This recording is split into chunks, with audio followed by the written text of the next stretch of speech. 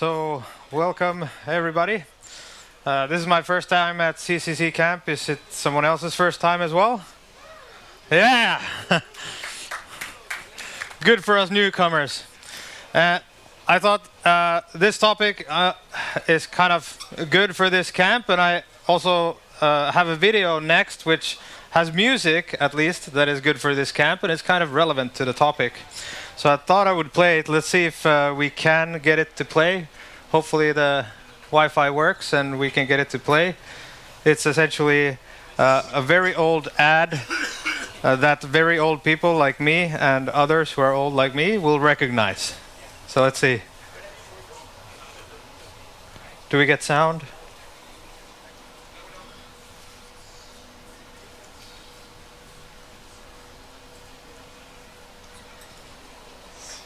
We got sound when we tested. But it's the you wouldn't steal a car, the privacy campaign, you wouldn't steal a bike, you wouldn't steal the purse, you wouldn't do that and that. It had really good music, so too bad it. If someone can do some beatboxing right now, that would be helpful. And was that a pig beatboxing? Nice try anyway. So, since we're talking about ethics, this whole campaign was essentially about not stealing a car and like privacy is a crime. But then someone on the internet was like, well, I would maybe download a car if the owner could keep the car. So that would be kind of ethical and that would be kind of okay, I guess. How many here would download a car? Yeah, quite a few.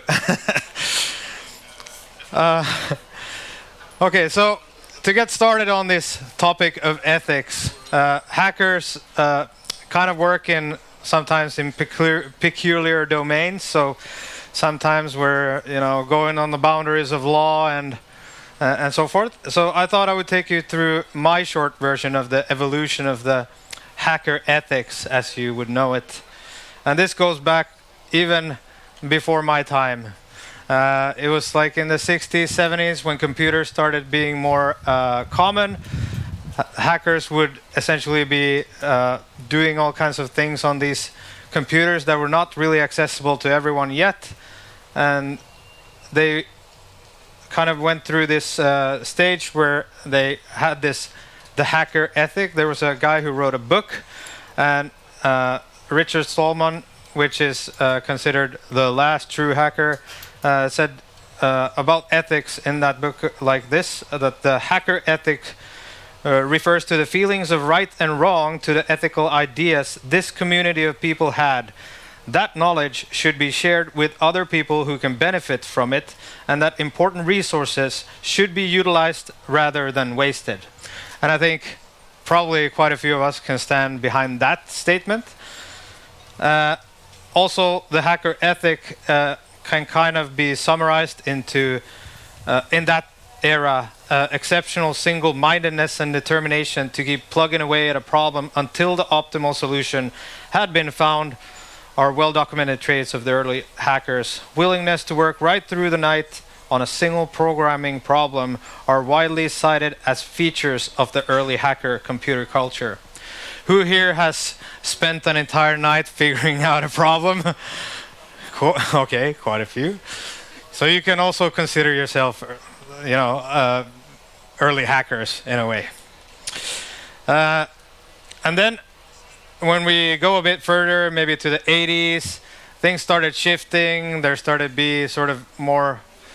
The ethics started dwindling maybe a little bit more. There was some white hat, black hat stuff going on in the 90s as well. There started to be a little bit more of a divide, and people started going to jail for doing criminal stuff, so black hats, and there started to be more like a divide of white hats and black hats. And the Hacker Manifesto was written by a guy called the Mentor, and essentially his statement in that manifesto is that This is our world now, the world of the electron and the switch. The beauty of the bod, we make use of a service already existing without paying for what could be dirt cheap if it wasn't run by profiteering gluttons. And you call us criminals. We explore and you call us criminals. We seek after knowledge and you call us criminals. So it's more like a hacktivism, kind of freedom to all information and all data kind of era. And then to kind of sum up or to get back more to today we have we don't really have these clear-cut maybe books. Well, we do have some books, but at least for me, working in this industry, I don't really come across that many ethical statements and things like that. Some of them we might see in ethical hacking certificates, but they're very rudimentary, like don't test without permission, don't be an asshole, don't break shit and steal stuff and so forth. And those are kind of okay, but I feel like there should be maybe a little bit more. And some of the bug bounty platforms, because I work with bug bounty as well, some of the bug bounty platforms have these kind of code of conduct. So they have you shouldn't do this, you shouldn't do that, respect others, and things like that, and don't go out of scope. And scope is kind of the limitation where companies in bug bounty programs, they say you can test this, but don't test this. And then someone goes and tests this, and then what should happen? Sometimes not much. So this was kind of the super quick background of hacker ethics.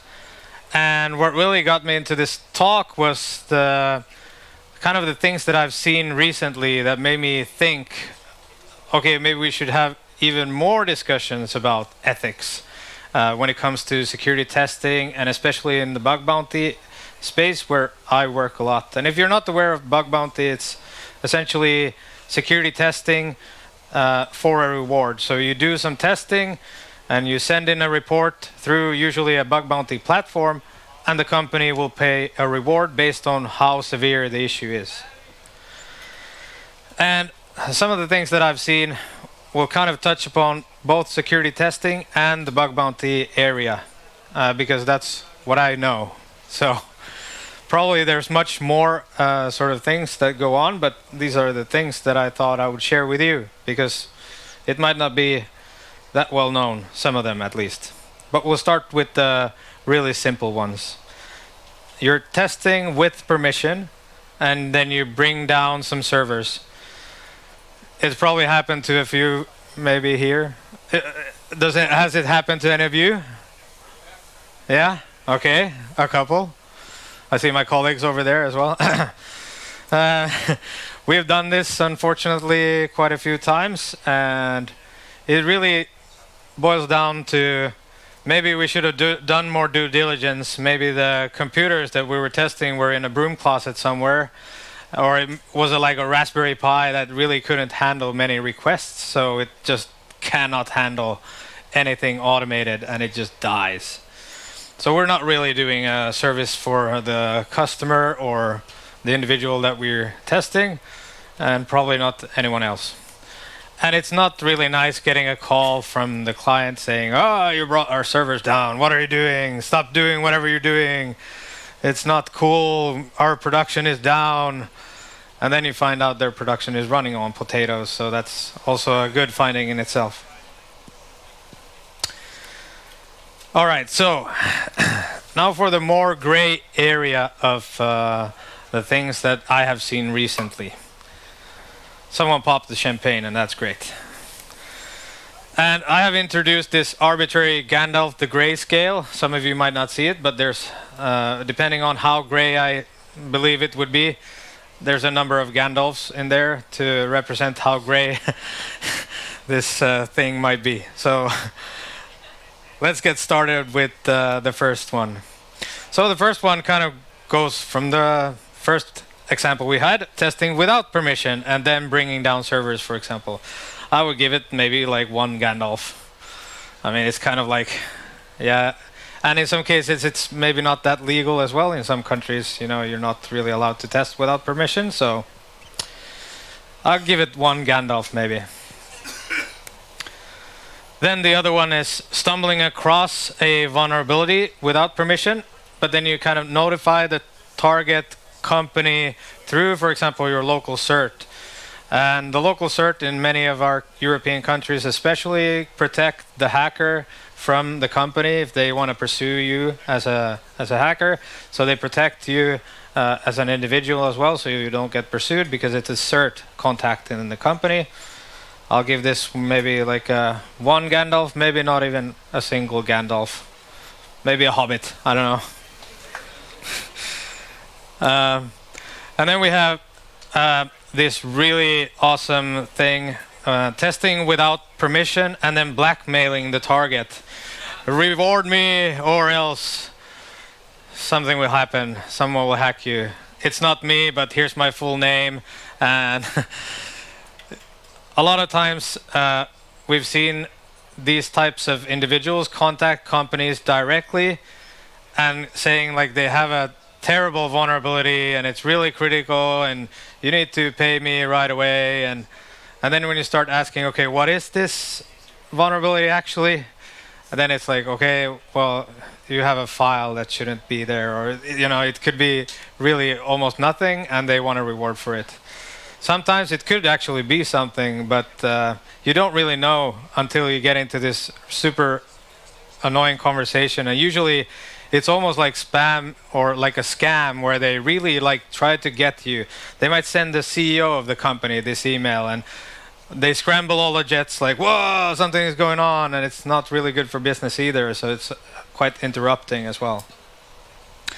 So you're not really benefiting anyone, I would say.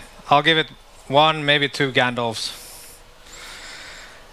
And then there's a new really cool marketing trend, where you test without permission with your super awesome service that finds vulnerabilities. And then you send an email to the company saying, my super cool service found hundreds of vulnerabilities in your company. Let's meet up and have an online meeting and talk. So they're trying to sell it to you, and it's usually like there's a different scale of how aggressive they are. Some of them are very aggressive. Some of them might, for example, contact everyone in the organization to try and sell this service that they have. We've seen it. It's really cool, and it really doesn't get you any sales, at least if you contact us. But for some it might work. I would give this maybe 1 Gandalf, 2 Gandalfs, depending on how aggressive it is.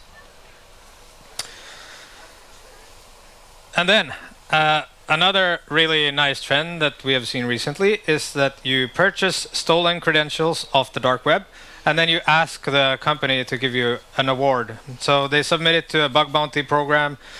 So maybe they found the credentials of one of your employees, maybe it's an IT admin, and then they submit it to a bug bounty program in hopes for a reward. And they, in their submission, they say, I purchased these off the dark web. Okay, well, if you're a company, it's like, if you say that, we can't really, reward you because that's not legal to buy stolen stuff. So normally companies can't do it. Some do it anyway, and some have been known to pay for them as well. I know some, I'm not going to name names, but it has been happening, and the rewards have sometimes been pretty substantial. I'll give it maybe 3 Gandalfs, maybe 4. One of the issues that I see with this is, obviously, there's a meme, if you can't see it, it says the secret ingredient is crime. So if you're not very good at hacking, maybe you can go to the dark web and do this. But one of the issues that I see with this is that there's a sort of basic thing with like how markets work in general. So if you, let's say everyone starts doing it because it's very profitable, then we have a huge demand for stolen credentials, right? Coming in. All the ethical hackers of the world want to buy stolen credentials. And then the criminals are going like, holy shit, we have a huge demand. What should we do? All right, let's increase the criminal activity so we can get some more supply.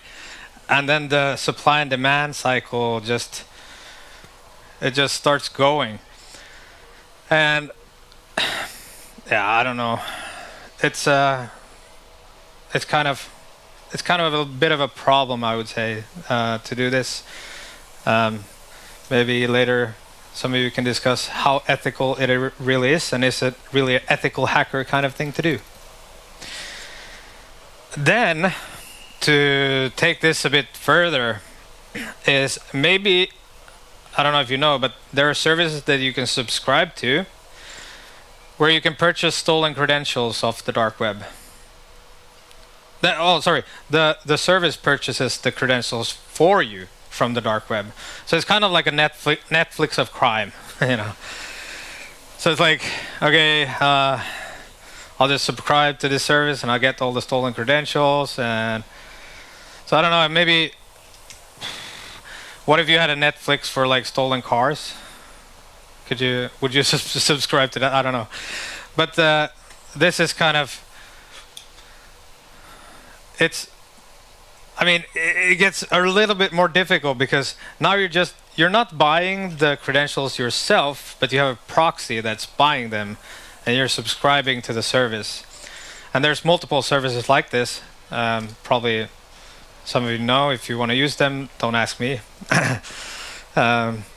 But yeah, I would give this maybe 3 Gandalfs on the gray scale. And of course, when they do both these things, they submit them to companies running bug bounty programs in hopes of rewards. So yeah, that's great. And I kind of like to always take a step forward and go in further. So what if you exploit the Netflix of crime to get those credentials and then submit that to a bug bounty program in hopes for a reward?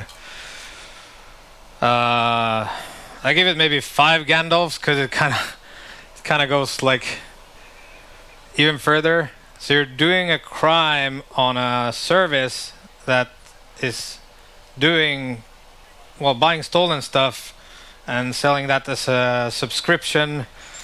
I would give it maybe 5 Gandalfs. What do you think? Yeah, maybe. The enemy of my enemy is my friend. Yeah, maybe keep your enemies close, I guess. Yeah. Then I saw a new trend popping up lately. We've all known of credential stuffing in general as an attack used by criminals, but ethical hackers in the bug bounty scene have started using it as well. So they take leaked credentials off the web and then they try it on everything. And if it works, then they submit a report to the company in hopes for a reward. And I don't know, maybe not that gray, but should you really? Usually in the policies of these bug bounty programs, they kind of say like you're not maybe allowed to do this kind of things. Maybe you're not allowed to get credentials for certain things. But then if you take it from some leaked dumps online and you use that and check if they work, yeah, maybe, I don't know. Could be a little grayish, maybe. I'll give it maybe 3 Gandalfs, maybe. But then there's purchasing stolen credentials of the dark web and using those for credential stuffing. So it goes again a step further. I wonder what the next step after this would be, but I guess we'll find out pretty soon. But I would give this maybe 5 Gandalfs because let's say ethical hacker purchases credentials of your company online. Then they take those credentials. They don't give it to you yet. They're just going to test if it works everywhere. And then if it works, which it might, then after that, and after gaining access to a certain system, maybe it's really bad, right? They go into that system, and then they also check what they can access in that system, of course, you know. So it kind of goes maybe a smidge too far in some cases, I would say. I would give it 5 Gandalfs, maybe. So just to kind of, because there was some secret ingredients in this presentation, and a lot of them had to do with crime, I was thinking that I would kind of just quickly go through the legals of Finland, because I'm from Finland. So if you purchase stolen goods, regardless of how much it costs, you can get up to 1 year and 6 months of jail time. And in Germany, you get 5 years or a fine. Germans. It's like, what? Or a fine. Like, what does it depend on? I don't know. But maybe you guys probably know what it depends on, but... The judge. The judge? Okay, so if you're good buddies with the judge, you only get a fine. Yeah.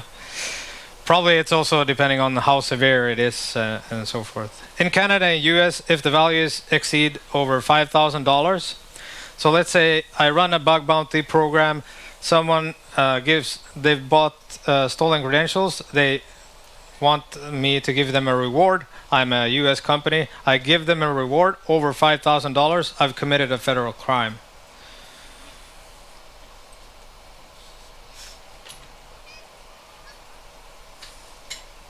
This may or may not have happened. I may or may not know, and I may or may not say anything. In Canada, you can get up to 10 years in prison. Wait. The company is committing a crime by paying a reward to somebody who has stolen the credentials. Yes. So the purchase of stolen goods is kind of the key wording there. If you purchase stolen goods, it doesn't matter if you purchase it from that guy or that guy. Maybe that guy stole it, but he sold it to that guy and then he sells it to you. It's still stolen goods. Even if they're your own credentials. Yeah, there is some differences if it's your own, but it depends on the legal. I'm not a lawyer, so maybe consult a lawyer. Don't listen to me regarding legal stuff. Or well, the basics, you should know that it could be a crime. Okay. And I think at this camp, I already saw an Italian lawyer on stage at one of the lightning talks, so he probably knows a bit more than me about the legal stuff. But since some of this is like a little bit gray area, or maybe not, and some of it might be criminal, or maybe not, I'm not sure. But what I'm thinking is that also because maybe some of these stolen goods or like stolen credentials, they're too accessible. Maybe that's also a part of the issue. Like you can just subscribe to this Netflix of crime and like get your crime feed into your inbox. So maybe that's part of the problem. I'm not sure. It's not that difficult to go on the dark web and buy credentials, stolen credentials. Or stolen anything really. Maybe it's just too accessible. So maybe in some cases, for example, the ethical hackers that are doing it, maybe they're not just thinking too much about the ethics of it all. They're just doing it because there's a reward at the end. Another kind of issue that we've seen in the bug bounty scene especially is that you hold on to vulnerabilities in the pursuit of rewards. So essentially, you have maybe a cool vulnerability that you've discovered yourself. You're not going to share it because then others might use it to get the rewards. So you want to make sure that you've collected all the rewards from all the different companies. And I'm not sure how ethical that is. I forgot to put the Gandalfs here, but maybe a couple of Gandalfs on that one. Essentially, the hacker ethics from the early days, at least, was to be open and share. And I believe in that being a good thing. But I can also understand why they would want to hold on to certain types of vulnerabilities if it's in in their own benefit. Obviously, everyone has hungry mouths to feed, including their own. Another issue that I've seen also is it kind of goes into the ethics of bug bounty as well, is that in a lot of cases, the bug bounty programs, they define a policy, you're allowed to do this and that and go so and so far. But the company themselves, for example, they pay the researcher or the hacker, the ethical hacker, based on the impact of the finding. So in some cases, even if you have these sort of arbitrary limitations from policy, the hackers might have an incentive to actually go further to increase the impact of their reward, of the impact of the vulnerability, so they can get a higher reward. So there's kind of like a dilemma in this issue, because it's like, in theory, you shouldn't, but if you do, you might get a higher reward, so maybe you should, but should you really? And it really kind of plays back into the ethical boundaries of that particular hacker. How far will they go? And we've seen cases of ethical hackers dumping databases and going even further. So I don't know how many Gandalfs this one should be, but maybe both the hacker and the company should get a few Gandalfs for this one.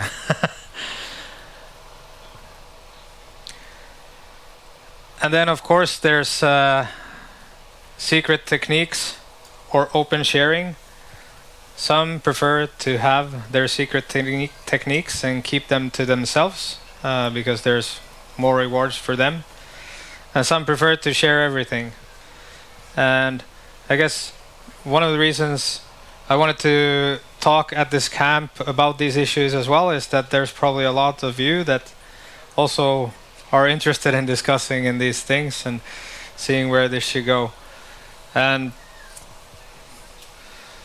I don't know, in my opinion it would be better if everyone would share, but some people prefer to keep some techniques to themselves. So what is then actually ethical hacking? I mean, there are some boundaries. Some of them are legal, but some of them, even the legal boundaries are not that well known. There might be also different types of boundaries depending on the country that the company is in and also where the hacker is in. So it might be difficult to sort of set the boundaries even legally, because it depends sometimes. So what should the boundaries be, and who should define them? What is ethical hacking? How can we as a community improve on these issues? And I guess the final question, what does your moral compass look like? In which direction does it point? Are you a white hat, a black hat, or something in between, or a mix of them all? And I guess this presentation was a lot faster than I was planning on. So, if in case you need to find me later, you can find me at the Salmiakki village in Cold North. There's my contact details, and apparently I was too fast. Thanks, Joachim.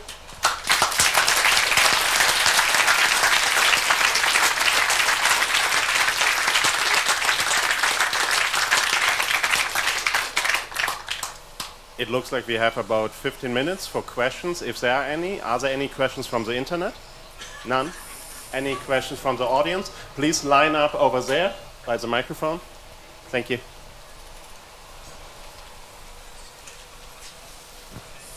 Hi, I'm not an expert whatsoever. I'm a total newbie, so this question might be a little bit stupid, but from what I understood, you considered the interest of the people being hacked and the interest of the people who were hacking.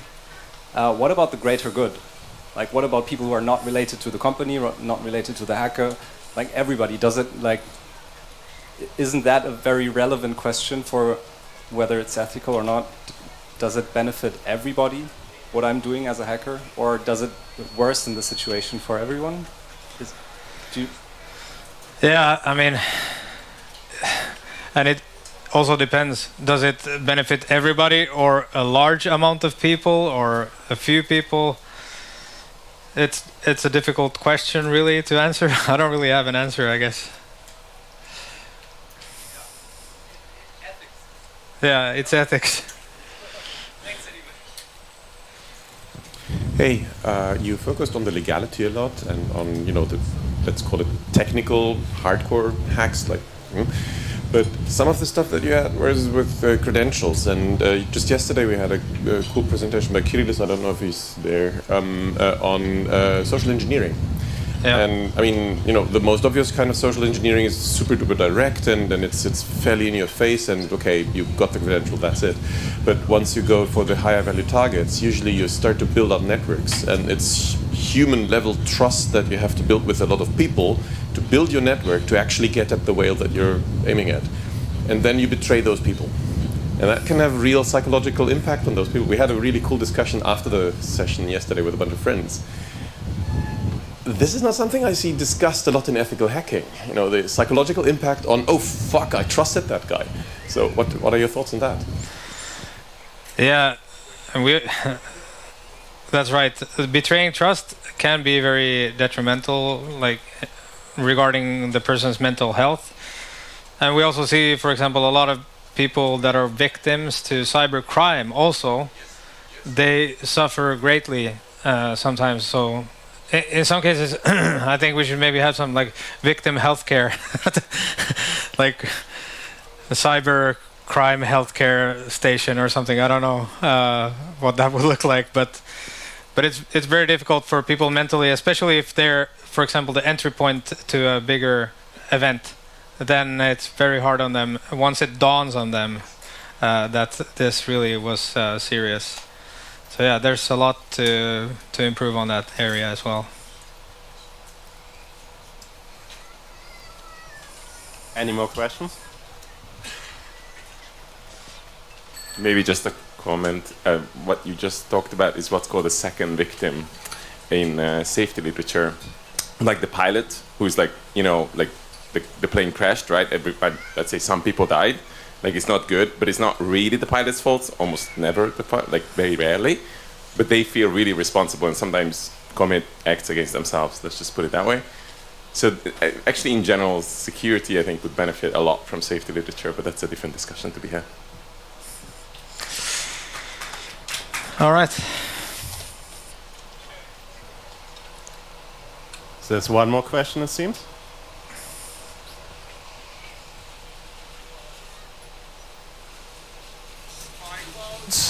Revenue, who does the service, is 6.8 million last year.